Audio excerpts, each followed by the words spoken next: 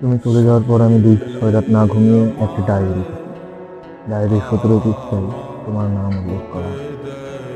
প্রতিদিন আমি বসেছিলাম তোমার অপেক্ষায় বেচারি স্টেশনে, বসে বসে গায়ের কত ধুলাবালি মুছে, আর ভেবেছি কি হবে এভাবে বেঁচে থেকে। বাসায় ফিরে এসে চিন্তা করলাম আর আয়না দেখি, যদি সুন্দর হয়ে যায়।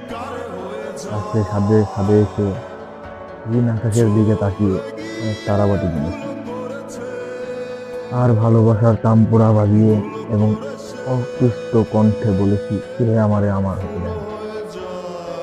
আজ হলুদ ল্যাম্পপোস্ট গুলো আমার খুব পরিচিত, কারণ এই ল্যাম্পপোস্টের নিচে বসে আমি চিৎকার করে বলেছিলাম, কেমন আছো কোথায়।